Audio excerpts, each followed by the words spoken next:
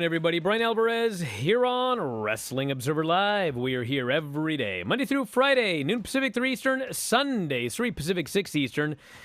Well, it's Monday here on the show, and yesterday was the Royal Rumble. And we're going to talk about that a lot on the show today. A lot of thoughts on the show, where they're going heading to WrestleMania. But, of course, yesterday also, the funeral for Jay Briscoe at Laurel High School. A lot of major names in wrestling came in. This is from the front page of WrestlingObserver.com. Tony Khan got a jet to bring in a lot of AEW wrestlers with him. Mark Briscoe spoke at length, as did his parents. They have very strong beliefs of an afterlife.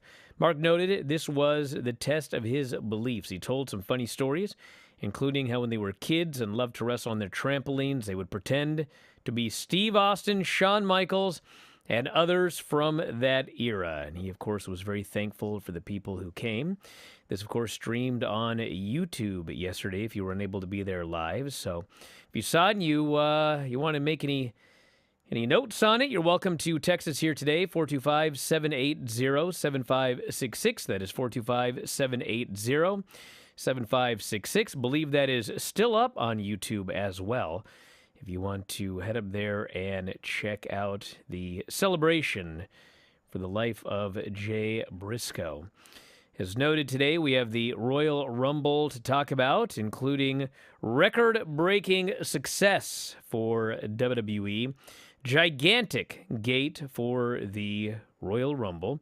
They did inflate the actual attendance, as they are wont to do, but 7.7 million in ticket sales is very, very good. Awesome for the Royal Rumble. We finally have an update on what's going on with New Japan Strong.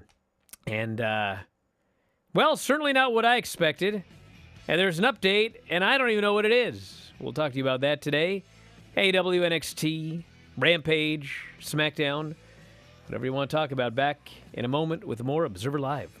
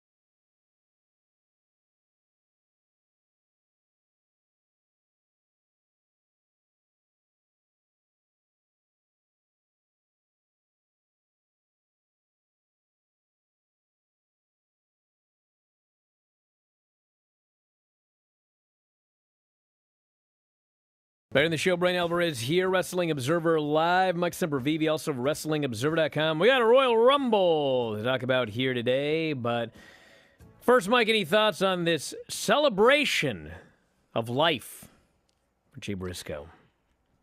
It was a wonderful thing to see. I got to say that, and I would suggest anybody out there, if you are a fan of the Briscoes, it's about an hour long, and you're going to probably shed a tear or two throughout the whole thing, but Jay passed away as he lived, which was as a member of one of the most charismatic families to ever be put on Delmarva, because it started off with a 10-bell salute, which was, very heart-wrenching to see between Jay Lethal and I believe it was Roderick Strong, and then the local preacher got up, spoke for a little bit, and that led to Caprice Coleman giving his eulogy, which was wonderful. And there was a little of something for everybody during this celebration of life, because if you are very into faith, Caprice Coleman really touched on a little of that without going too over the top. And then it was time for Papa Mike and Mama Briscoe to speak. And it was basically Papa who gave his eulogy, and it was absolutely wonderful, hilarious, just rollicking, great stories about Jay, about Mark, and the fact that he almost died at birth, and then into Mark speaking about his brother. And it is unlike any eulogy you've probably ever seen before. It was very, very Mark Briscoe, and what you saw from it throughout was, you hear over and over again on TV, they brought it up the last time when he wrestled Jay Lethal, Ian Riccaboni. He has one of the highest IQs in the locker room. You're going to see why he has got one of the highest IQs in the locker room when you see him give his speech and him talk about what he and his brother thought about religion, which was very different than I believe a lot of people believe what they believe, how they believe about it. And just some of the stories that where they got Reach for the Sky, which is, I don't even want to spoil it for anybody, but it came from Toy Story. You hear that ominous Reach for the Sky, boy. It came from Woody of Toy Story, because when Jay would watch the movie, he would tear up and cry every time. You saw the community come out. You see how impactful they were on the community, and you got to thank Tony Khan and all of the wrestlers and everybody who came. And I'd also like to, because this did not go unnoticed with me, the young lady who drove over and got into the head-on collision with Jay had 2 kids as well. And there have been people from the wrestling community who have reached out and donated to her kids as well, too, because that's the other part of this tragedy is she not only lost her life, but she leaves behind 2 kids. So, again, I'll stop rambling about it right now, but it was, again, there was a little something for everybody there, and it was a true, forget about a funeral, it was a true celebration of Jamin Pugh's life, and it was absolutely incredible to see. Well, it's available on YouTube. You can check it out, and we'll talk about it more on the Wrestling Observer radio show tonight. And, of course, if you have comments, you're welcome to send those to me as well, 425-780-7566. We'll try to read some of those here today as well. And, yes, we also had this weekend the Royal Rumble. What a segue to the Royal Rumble. But It was the Royal Rumble. We got to talk about it. And you know what? There was good stuff at the Royal Rumble, including an awesome post-main event angle. And there was stuff that, you know what, wasn't awesome at all. So, quickly, if you did not see the show, I thought that the men's Royal Rumble was actually a pretty great match. It was not the greatest Royal Rumble I've ever seen, but, I mean, the first half was one of the greatest first halves of a Royal Rumble I've ever seen. And Cody, of course, came out at number 30. And he won, last eliminating Gunther, who had come out at number 1. Gunther, who about 59 minutes into the match, the announcers go, "My God, it's been 59 minutes. He must be exhausted." Well, you looked at him, and he wasn't exhausted at all. He looked like he wasn't even sweating. So Cody won, and they made it clear on the pre-show that Sami Zayn was not going to be in the Royal Rumble. So nobody turned on Cody. He was cheered coming out. He was cheered against Gunther. He was cheered when he won. So far, so good. Then we had Bray Wyatt, LA Knight in the Mountain Dew Pitch Black match. It sucked. Absolutely, positively sucked. But afterwards, when Uncle Howdy jumped off some gimmick and missed LA Knight by 5 miles, and they still blew off a bunch of fireworks, and there were puppets dancing around, I laughed. I don't know if I was supposed to laugh. My guess is I wasn't. But boy, did I laugh. Then we had Bianca beating Alexa, which was 7 minutes. There was nothing to it. It was just a match. Bianca beat her clean in the middle with her move. And then, if you hadn't had enough Uncle Howdy, we got a spooky Uncle Howdy video on the screen, and Alexa was all distraught.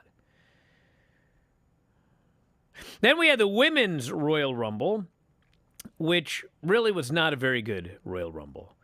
But the last couple minutes, when it came down to Liv Morgan, Rhea Ripley, who were number 1 and 2, although in storyline they gave Liv Morgan number 2, just to be, jerks, because she won in number 1, even though that's exactly the same as number 2. Rhea, Liv Morgan, and the returning Asuka, who was absolutely the star of the Women's Royal Rumble and was better than the majority of the men in the Men's Rumble. She was out of this world. It came down to those 3. It was great. Rhea ended up eliminating Liv Morgan to win. She's going on to the main event of WrestleMania. And then, of course, the main event was Roman Reigns and Kevin Owens, and they did do a ref bump and a visual pin for Kevin Owens. But, of course, in the end, Roman Reigns speared him and pinned him.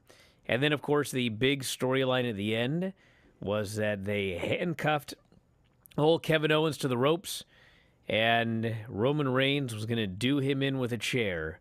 But Sami Zayn said, no, you've done enough. This is beneath you as the WWE Undisputed Universal Champion. And so Roman says, all right, maybe you're right. So why don't you do it? And Sami had to make the big decision.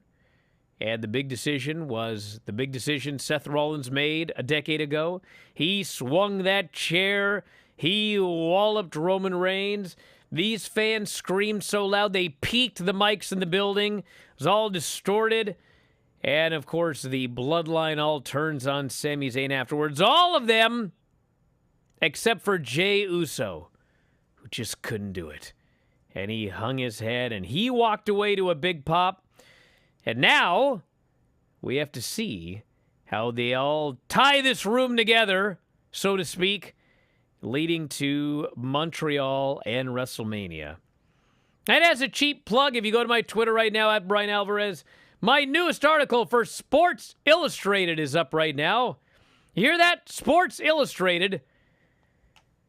With a look at what they did, where they could go, a couple of different ideas, and why they got to figure out what they're going to do here. Brother? Yeah. Still waiting on my sneaker phone. Thought we were supposed to get something from Sports Illustrated. No, I got tons. Edition, Why, you never got anything? No. Too bad. Oh, man. Yours is gold, too, isn't it? I'm not into the gold anymore. More diamond-encrusted things I've never now. really been into gold, to be honest. But everything bezeled. In the middle of one rant, in one moment of my one lifetime, I happen to mention a boat made out of gold, and the rest is history. But it is whatever. It is. As is the Royal Rumble, and I'm kind of happy about that. I'll talk about it a little bit more after the break, but the men's and women's Rumbles, I mean, they were average at best. They really were. And I think the rest of the show comes down to, was the great stuff with Roman and Sami and Kevin and the Bloodline at the end enough to make up for the fact that the spooky in the middle was just so unbelievably ridiculous or sublime, I guess it turned into for you, but I know it really annoyed a lot of folks as well. I don't know what to tell you guys about that men's Royal Rumble. I mean, You know, They did some good in it. Our There was a lot of memories, good. our memories are weird, but I've refreshed my memory on the Royal Rumbles. I went back like 2 years ago and watched every single one of them. And the idea that this men's Rumble was like not a very good Rumble, I don't know what to tell you, Kai. I just don't know what to tell you. This was a very, very good men's Rumble. Solid. Back in a moment with more Observer Live.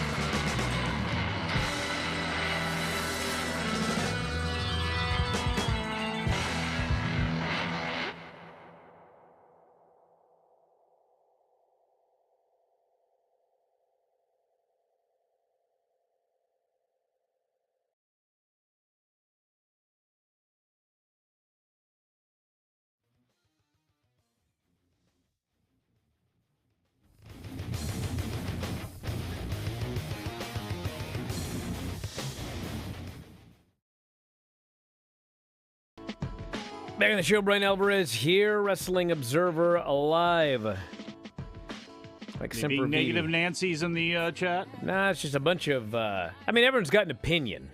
It's fair. Okay, everyone's They're got an entitled to opinion. But I thought that match was pretty great. In fact, Great? you know, when that match was halfway over, I think when about number 15 or 16 came in, Filthy Tom Lawler, who has no, you know, he has no fish in any boat. No Anyway, dog in the fight. Yeah, exactly. He texted me and he goes, "Dude, this is on the way to being the greatest Rumble I've ever seen." That's Filthy Tom. Really? Now, That man's seen New Japan Rumbles before, and he's saying that. It didn't end up that way. I would not say it was one of the greatest Rumbles I've ever seen, but I mean, it was really good. And that audience, oh my God, that crowd, you know, that Royal Rumble match, those fans were insane. They were going crazy for everybody that came out and all of these. And they set up a lot of potential matches for WrestleMania in that match. And then, man, old Bray Wyatt comes out. And it's like, when I say this, I'm not mad at fans. I don't blame them. But I do have a question, okay? All right. This Bray bloke sells a lot of merch. Yeah. Okay? And Allegedly. him and Alexa have a very passionate fan base online, it seems to me. Yeah. So why do they not care at all about his matches? Like, nobody cared about this stupid match. And, like, it sucked. What am I missing here? What'd you think of his makeup? And then I didn't hear this, so I apologize if I get this wrong. But Dave tells me that Bray, I don't know if it was at the press conference or whatever, explained that this is all going to tie together and make perfect sense in the end. How? Did I not ask this question Friday? Maybe it was on another show. But, like, bros, correct me if I'm wrong. So, first, Bray came back, right? Yes. Then this bloke, Uncle Howdy, shows up on the screen, who is clearly being portrayed at the time by Bray Wyatt. It's Bray's voice. It's a whole 9 yards, right? Yes. Okay. Then, Bray is doing an interview, and then Uncle Howdy comes out. They're in the same place at the same time. So they're clearly different blokes, right? Supposedly, Okay, yeah. correct me when I screw this up here. Mm-hmm. Okay, so then, one day, Bray is in the ring. Uncle Howdy shows up next to him. And then Uncle Howdy beats up Bray. Uncle Howdy beat up Bray Wyatt. I saw it with my own eyes. Yes. Okay. Then another segment, Bray comes out, and Bray does an interview. And he says, I'm not Uncle Howdy. Then we got another show. He comes out. He says, I am Uncle Howdy. Then we have another segment with Bray and LA Knight. And granted, they didn't necessarily work together, but Bray and Uncle Howdy are there, and they're like, Bray kind of, there's that Uncle Howdy guy.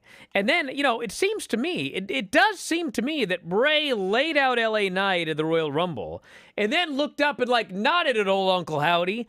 And then Uncle Howdy jumped off some gimmick and crashed and, stuff blew up. They seemed like they were in cahoots. Looked like it to me. How do you tie all this together into a story that make? Because everything I just recited to you, that don't make no sense. None. It doesn't make any sense. Well, Brian, How do you tie this together? we're just going to have to see how it plays out. Bro, I've watched it play out. It's been playing out. I think it is played out. It was played out the first time around when they went and they did the spooky. His explanation of he doesn't want to do the cult leader again because of Brody Lee. I get that, I guess. If you want to emotionally, you do want to detach yourself from that, but there's ways to do. Actually, you know what? I don't know. Who the hell am I to talk about his art? Because I don't know, with all the body paint and all that sort of stuff, and he apparently, to me, it's so over the top that it does not work on a regular basis. You know what I'm saying? And to me, if you want to do like that spooky match with John Cena quarterly with Bray Wyatt, okay. But like stuff like this, there's such a detachment to me from the regular show, and it's not blended in well. It's like once the segment's over, now we're back onto the regular portion of the proceedings. There is so much that's too jagged for me that to me, give him his own show like a Lucha Underground where you can do some of these things that conceptually that you want to do, but not mixing it in. I haven't seen it work yet, and it didn't work on Sunday for me, but who the hell am I, right? If I took an IQ test, me and Mark Briscoe, yes. We should do that on the I feel like I'd be going along just fine, directly on my way to genius status. And then they'd have the math portion, and it'd be like, this guy's an idiot. Yeah. Just throw this test out. But even as an idiot,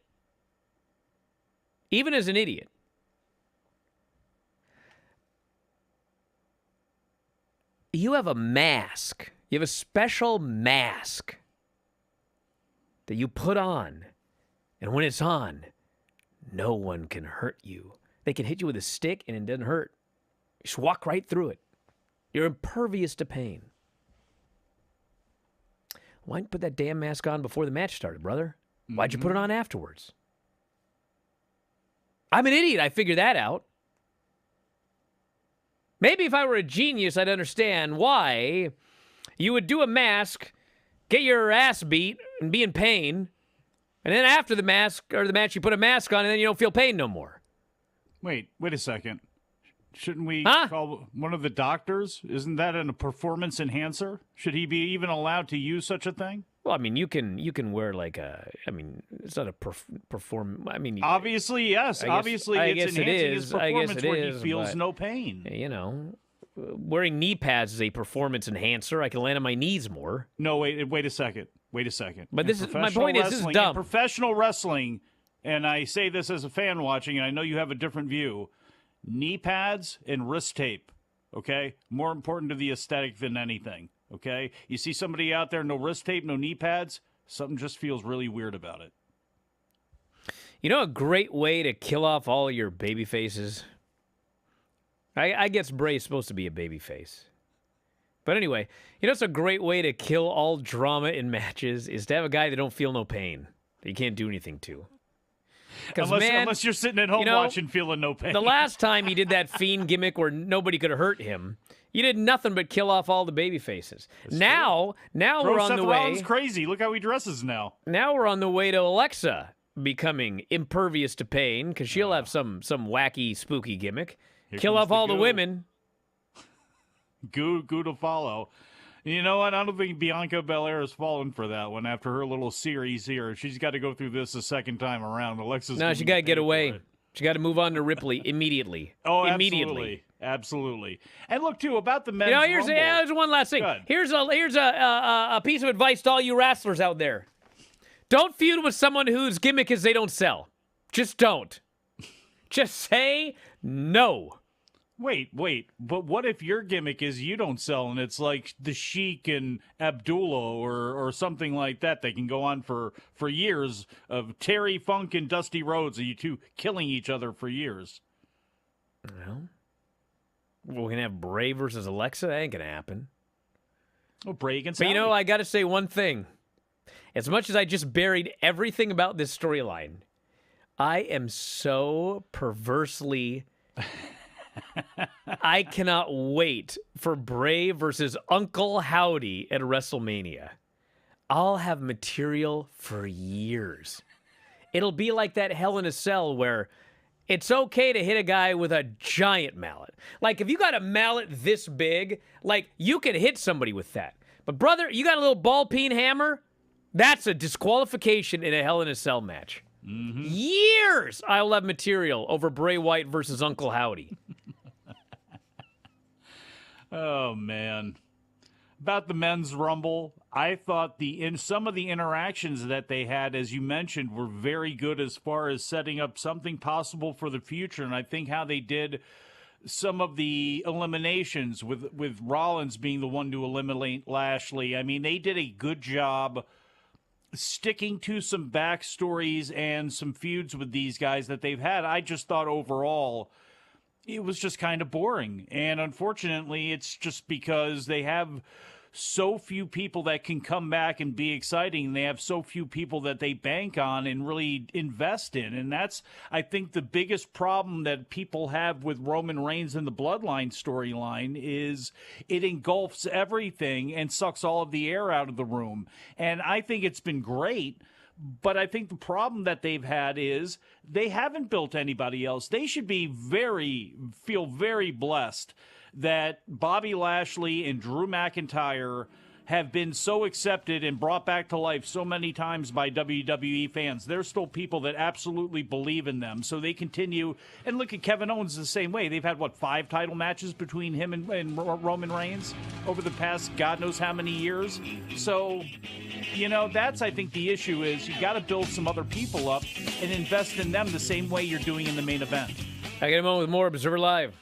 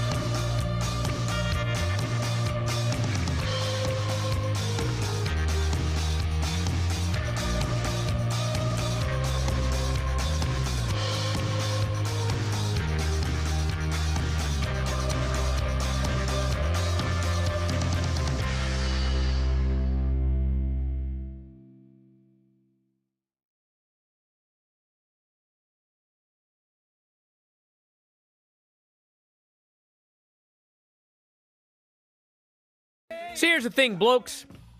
What's up? Well, you see, I don't really care about dudes coming back in the Rumble. I don't care.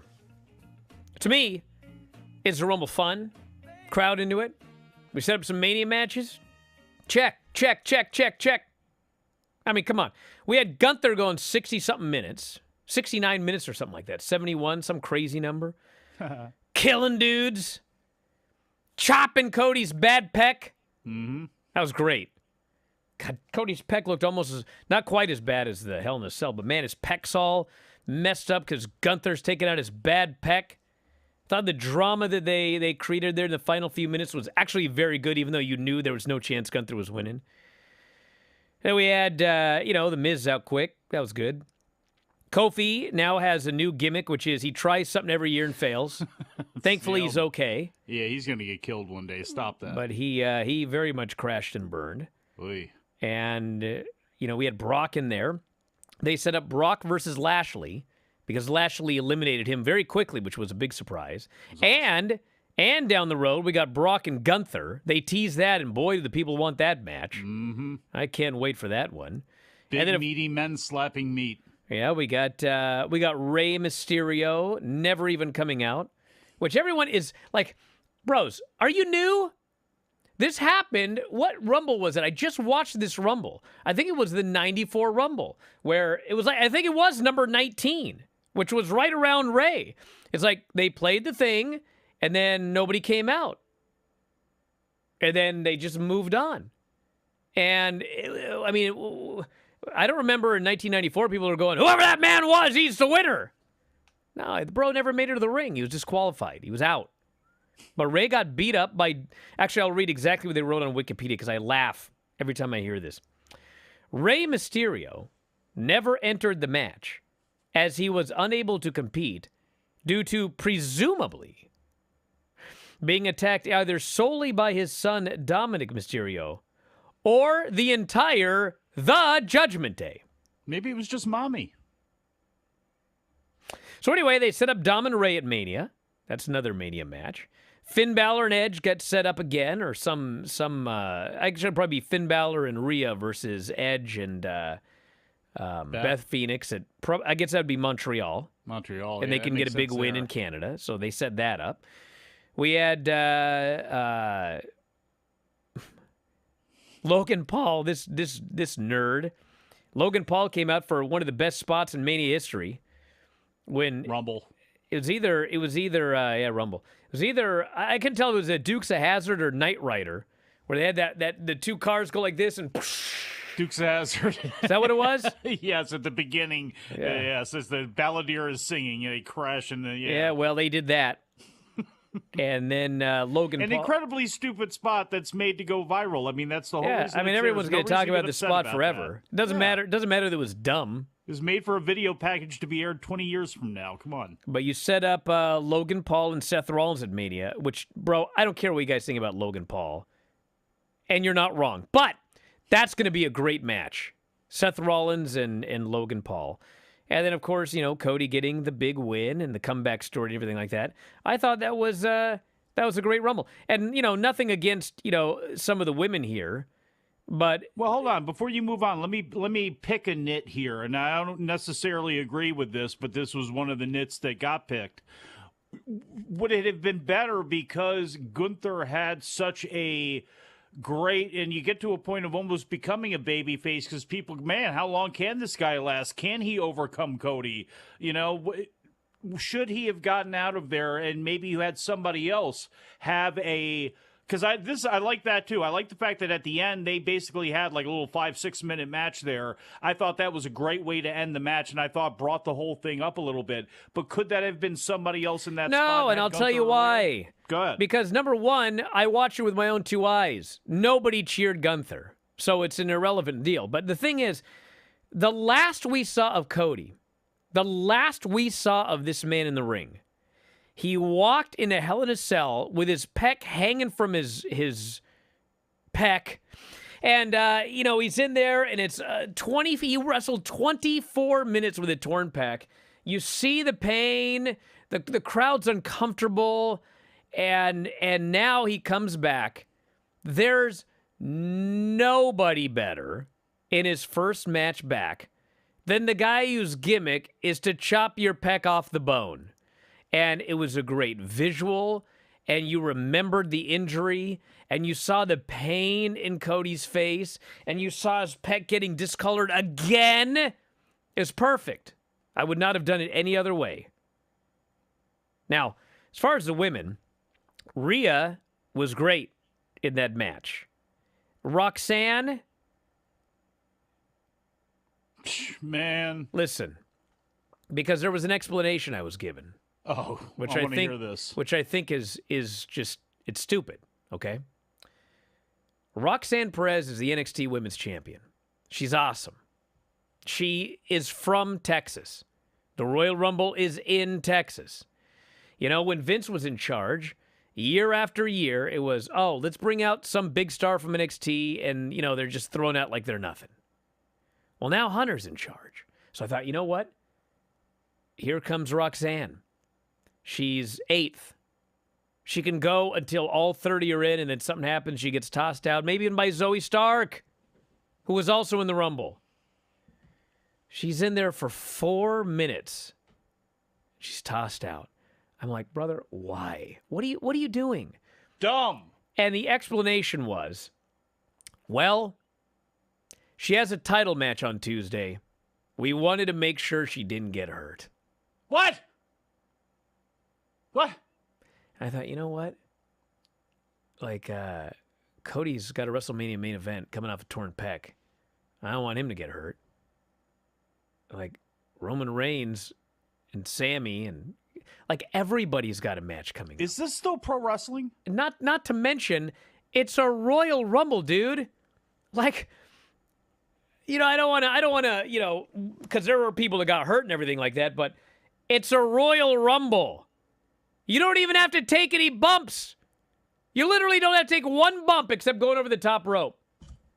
So I was gobsmacked. And by the way, I didn't mention this on Saturday on the show, but I did mention it when we were watching the show. There was a spot where all of the the geeks had to come out to break up a fight, and Kenny Dykstra was there. And man, immediately I go, that guy hurt himself. He hurt himself coming out here to break this up. And as it turns out, he did. He ran out to break it up, and he's got a leg injury. Oh, so sucks. Anyway, but Becky got a huge pop. Asuka was absolutely awesome in this match. Man, Piper Niven looked good. She came back as Piper Niven. She's no longer Dewdrop, and the last few minutes, as I noted, were really good. But the problem with the Women's Rumble is it was such a patterned Rumble, which is Io Sky. They count down. Here comes Io Sky. She beats up a bunch of women, and then, the match just continues. Natalya. Natty runs down. Beats up a couple of women. The match continues. Candice. Candice comes down. She beats up a bunch of women. Match continues. I mean, what WrestleMania match did they set up here? What did they set up at all? Yeah. I don't think they set up anything in this match. Well, they didn't think about it ahead of time either. I mean, they didn't know on Friday who was in it. So it's ridiculous, absolutely ridiculous. And again, this is what people, I think, give shrapnel towards the bloodline angle to, because they get so frustrated by the fact that if you put even a eighth of the thought that you do into that down the cart to everybody else, it's going to boost the whole thing up, and it makes everybody more important, and it makes the big things when they happen even bigger. So this Women's Rumble was a great example as to why, look, it's not a strong enough event to do 2 days, period, point blank. And to do it in January after the holidays, you got Super. You're talking about 2 in one show? No, having a 2-day Royal Rumble, but time. It is time to take one of them off the Royal Rumble show, in my opinion.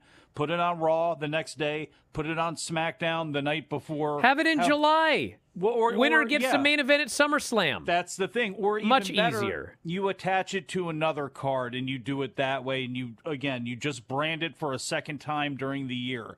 And then during that time, if it's the women's one that's later in the year, then okay, you have a big men's title match that you make sure you build for. Same thing when it comes to the January Rumble. If it's the men that are in it, make sure you're building towards a big title defense for Bianca or Charlotte or whoever it would be at the time.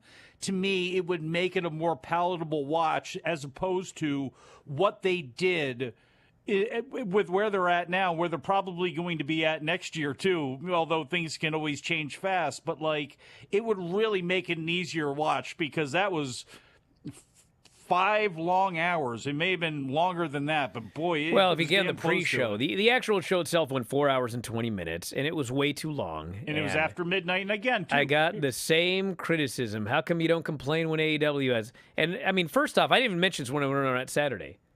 I do complain if you pay attention. How many times have I said there's way too many matches on this AEW show and it's too long? And second off, the bigger issue is at least an AEW show that's too long is just match. Ow. This Royal Rumble was 4 hours and 15 minutes. And there was over an hour of downtime. An hour! In a 4 hour and 50 minute show, there was 3 hours and 15 minutes of content. And there was an hour of commercials, video packages, commercials. Howdy or whatever played a concert, who I guess is different from Uncle Howdy. Hardy. Video package. I mean, dude, an hour of nothing happening. The day that AEW or New Japan or UFC or whoever runs a 4 hour and 50-minute show and they have an hour of downtime in that 4 and 50, get back to me. Get back to me. And start telling everybody, if this is about the West Coast, tell everybody it is. Just like they do with boxing and MMA now. Like the main event goes in the ring in Vegas or in Los Angeles at 12:15 Eastern time. You know, get everybody mentally prepared for that if that's the kind of mentality that you want to have with these things. And I get it on a Saturday. I'm actually okay with that, but like, start the show later and cut out a lot of the nonsense that you have in it. Anything that Peacock does not require, trim that fat out of there and make it a much quicker, much more, palatable show. But then again, it is Monday now, isn't it? Got a problem there, too. Yeah, well, I made it. I made it through. And I like that main event angle. And, did you watch the post-show presser? No. I was doing a show. I was doing a post-show presser. I know. I was very busy. Wonder if you watched it later. Being yelled at by Mark about some boy. wacky story about a Safeway parking lot. Get out of here, you nerd. Back in a moment, Observer Live. You're clear.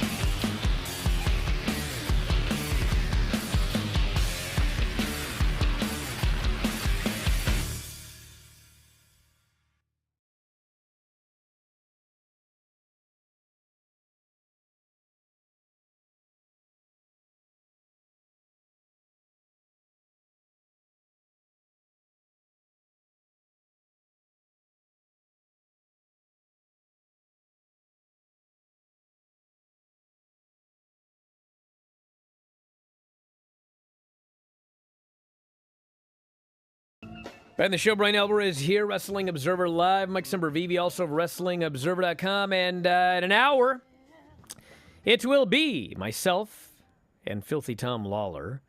And we'll be talking the Royal Rumble as he watches every Rumble. We'll be talking SmackDown, even though it's a lame duck show. New Japan Strong, which I guess we'll have to do the New Japan Strong news tomorrow, but at the end of the day, I don't know what it is. But are you going to do it live? They announced Because something it is Strong Live. They announced something new, but they can't tell us anything about it.